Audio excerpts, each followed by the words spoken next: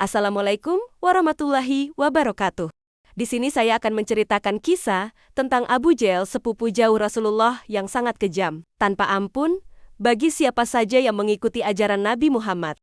Baiklah, tanpa pikir panjang langsung saja kita mulai ceritanya.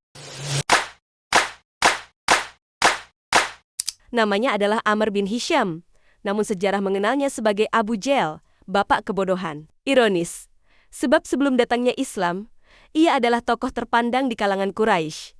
Seorang orator ulung, cerdas, berwibawa, dan keturunan bangsawan. Ia adalah sepupu jauh dari Muhammad bin Abdullah, seorang pria jujur yang tiba-tiba mengaku sebagai utusan Tuhan. Bagi Abu Jahl, itu adalah pengkhianatan terhadap tatanan, terhadap warisan Quraisy, terhadap keyakinan nenek moyang. Ketika Muhammad mulai menyampaikan risalah Islam, mengajak manusia menyembah hanya satu Tuhan, Abu Jahl marah. Ia tak hanya menolak, ia memerangi. Tak ada yang melampaui kekejamannya terhadap para pengikut awal Islam, Ammar bin Yasir dan istrinya, Sumayyah, dua budak miskin yang memeluk Islam. Disiksa habis-habisan, di bawah terik matahari. Sumayyah ditombak hingga tewas oleh tangan Abu Jahl sendiri, menjadikannya syahidah pertama dalam Islam. Ini balasan untuk orang yang menghina Tuhan-Tuhan kita, ucapnya dingin, berdiri di atas tubuh renta yang bersimbah darah. Namun kebenciannya tak berhenti di sana. Dalam kegelapan malam, Abu Jahl duduk bersama sekelompok pembunuh bayaran, merencanakan sesuatu yang jauh lebih mengerikan. Pembunuhan atas Muhammad sendiri.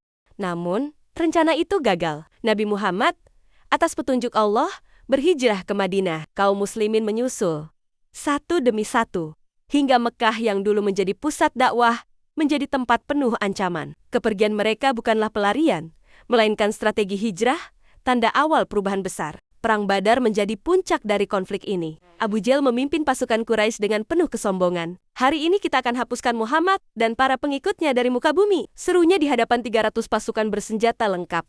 Namun takdir berkata lain.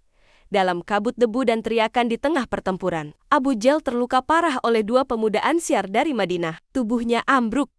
Namun kesombongan tak pernah meninggalkannya. Beberapa saat kemudian, Abdullah ibnu Mas'ud, seorang muslim miskin dan kecil yang dulu sering dihina oleh Abu Jahl, menemukan tubuhnya. Abu Jahl membuka matanya yang berat, memandang wajah lelaki yang akan menghabisinya.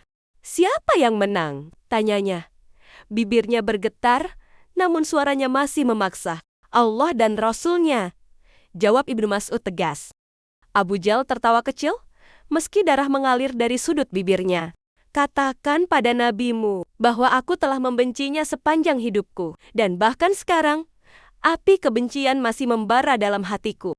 Kepalanya dipenggal. Seorang tiran jatuh bukan di tangan bangsawan, tapi oleh lelaki dari kalangan rendah, sebuah simbol bahwa kemuliaan di sisi Allah bukan tentang garis keturunan. Ketika Nabi Muhammad SAW mendengar kabar kematian Abu Jahl dan kata-katanya, beliau berkata, "Aku adalah yang paling terhormat dan mulia dari semua nabi. Umatku adalah yang terbesar dari semua umat. Dan Fir'aun umatku adalah yang paling berhati batu dan kejam dari semua Fir'aun lainnya." Abu Jahl gugur, namun namanya abadi sebagai pelajaran. Bahwa kesombongan tak pernah membawa kemenangan, dan kebenaran tak pernah bisa dibungkam,